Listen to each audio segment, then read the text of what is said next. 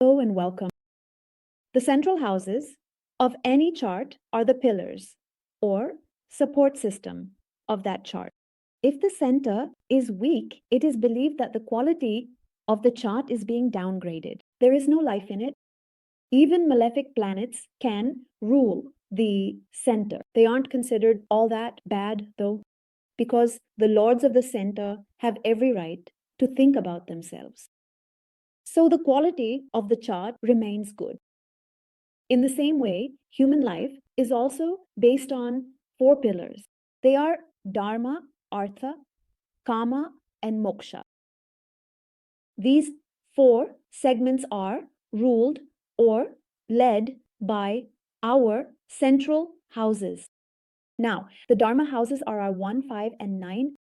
The Artha houses are the 6th and 10th. The Kama houses are the 3rd, 7th, and 11th. And the Moksha houses are the 4th and 12th, with the central houses leading among them. Dharma led first house. The first house leads Artha. The 10th house, because it is in the center, leads Moksha. The 4th house and leads Kama. 7th house, this means that whichever house is coming into the center will lead that sector or define it more profoundly. That was about the D1. Even this house is very important in the D9. The planets that sit in these houses tell us about these sectors of life. Let's start today by looking at which planets are in the center of the D9 and how they control our sectors.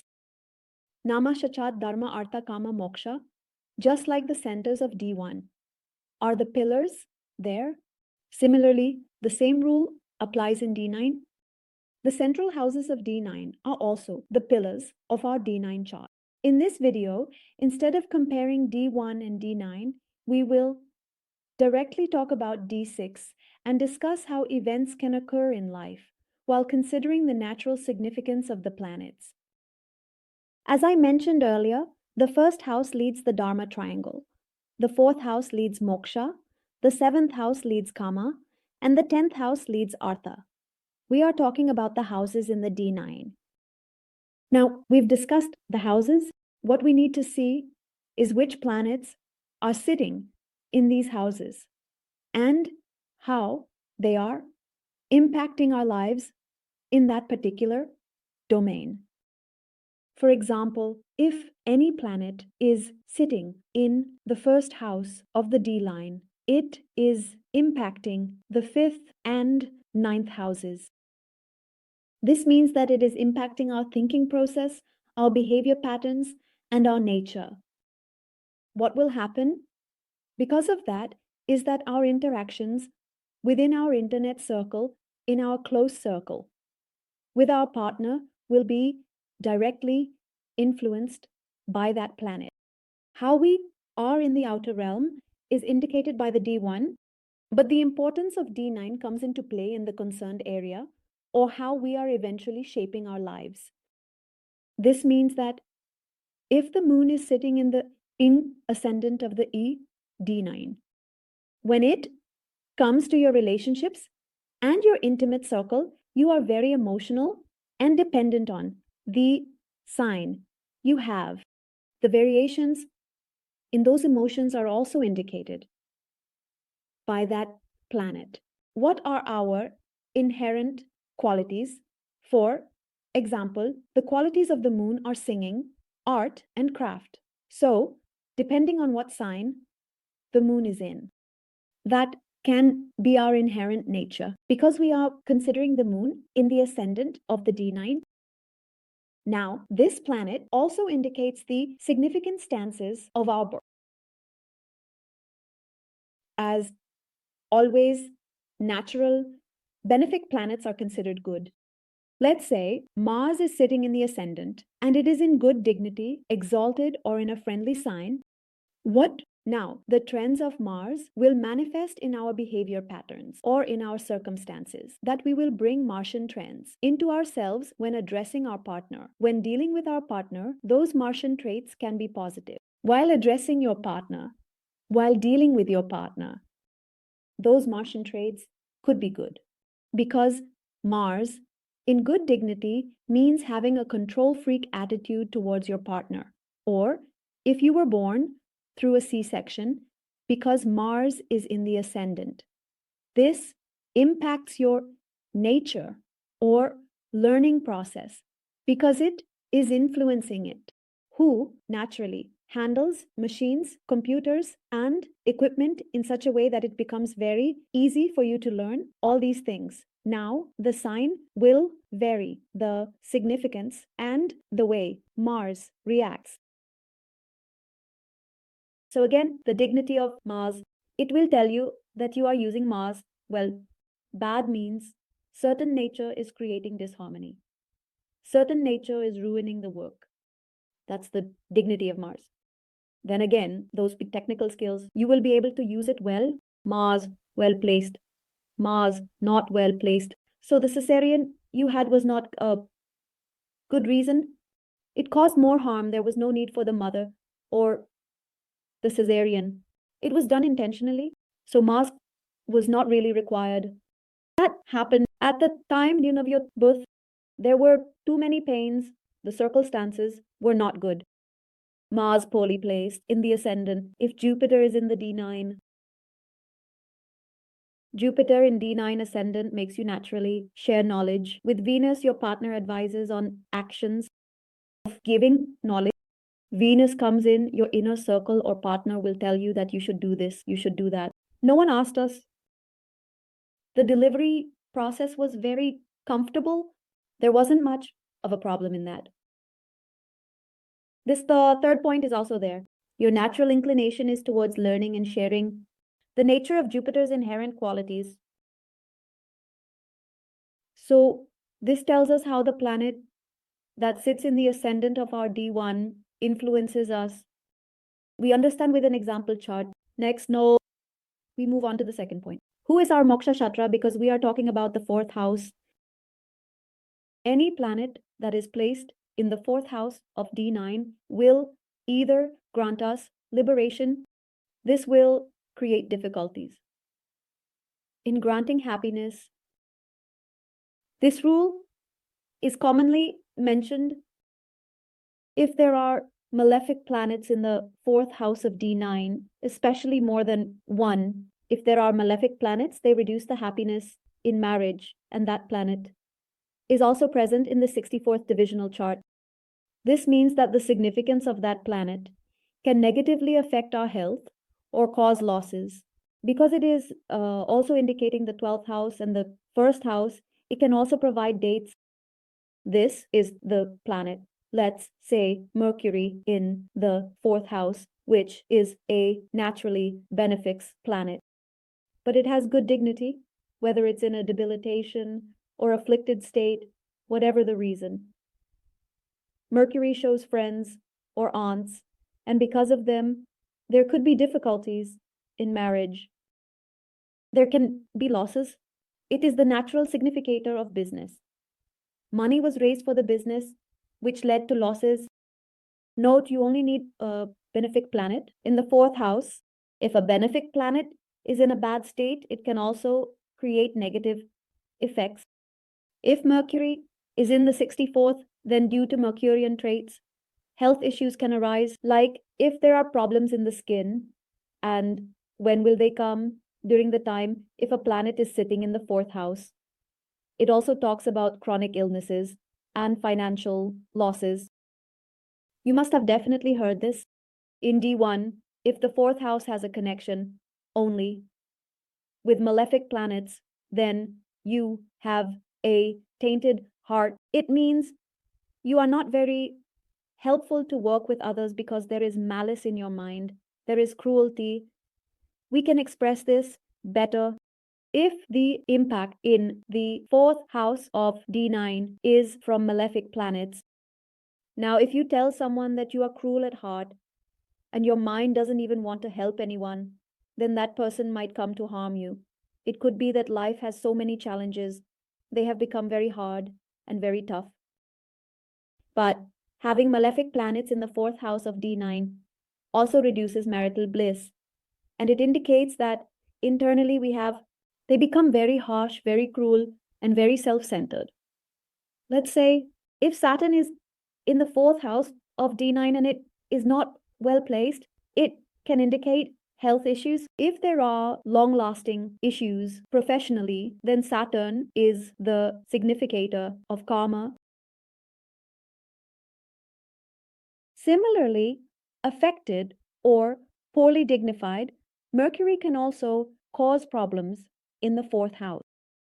The seventh house shows partner, desires, and sexuality. Venus indicates high sexuality. What are our desires about our partner, about our partner's nature?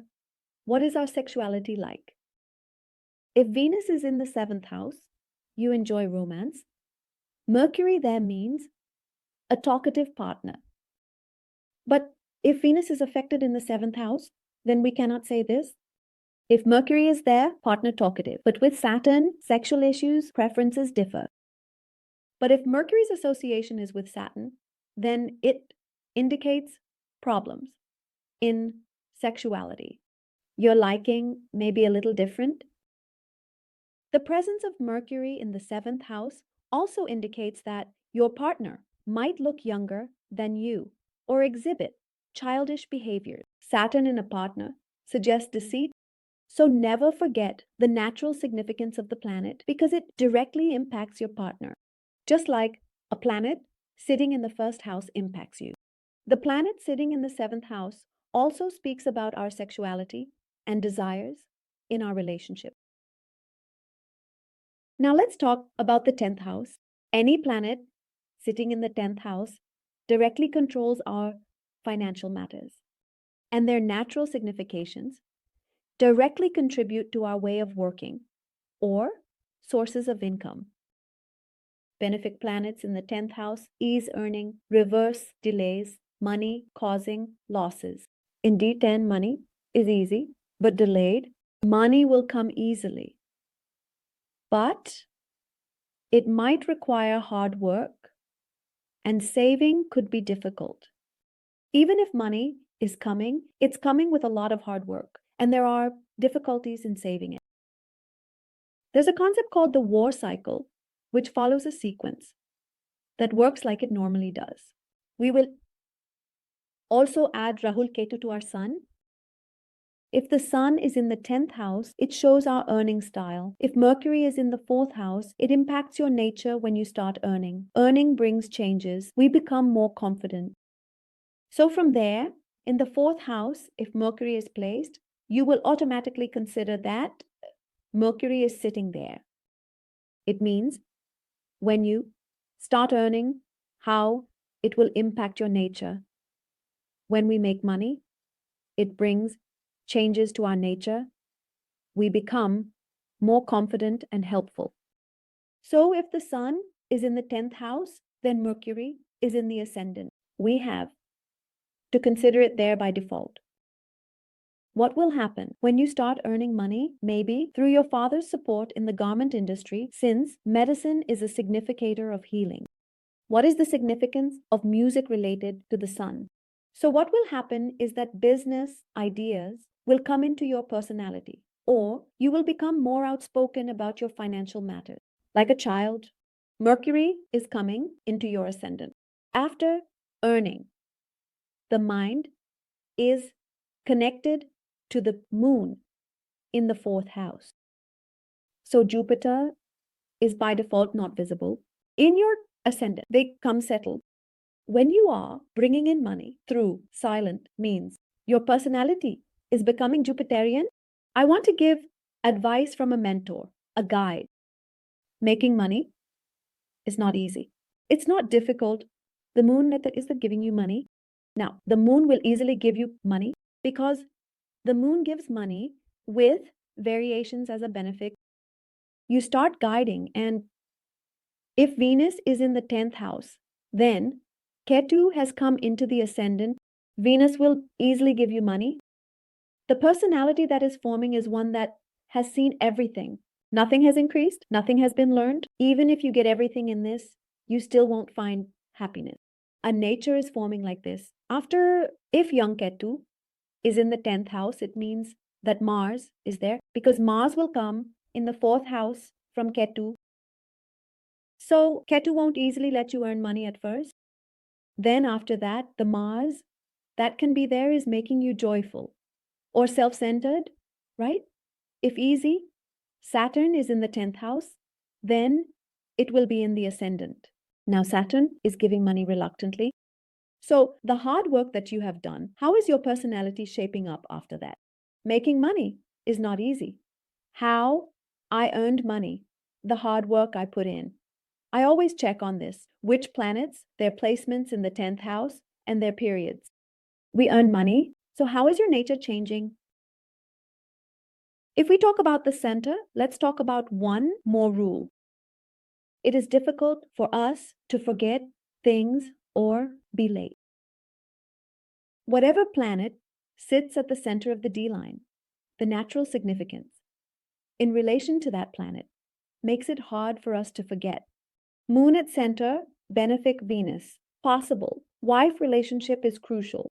The female role is crucial. Their impact will affect you. Jupiter centralizes dispositor ties. Jupiter and Venus, whether something good or bad happens with them, it will be very hard and it will change your personality depending on how the planets are placed. If Jupiter is placed in the center, then the relationships associated with its dispositor will also be important for you. For example, let's say Venus is placed in Jupiter's sign. So again, the female factor in your life is equally important through the dispositor rule. You should also try this. With an example chart, let's try to understand this whole situation. D1. Keep this handy. To recognize these events and why they might feel this way, let's talk about the D9.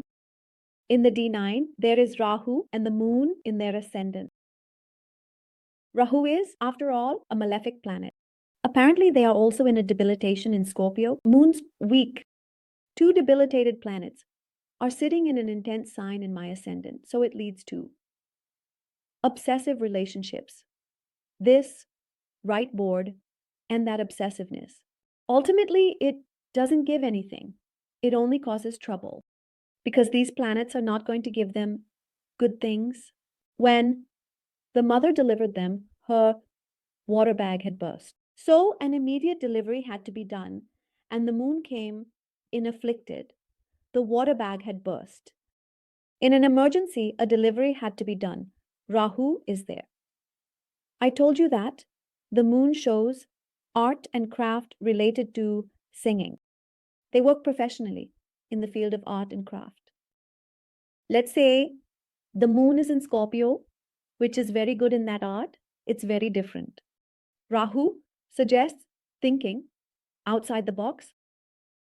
Now let's move to the 7th house, where Venus is, which should be very good for relationships, for the partner's nature, and for our expression as well.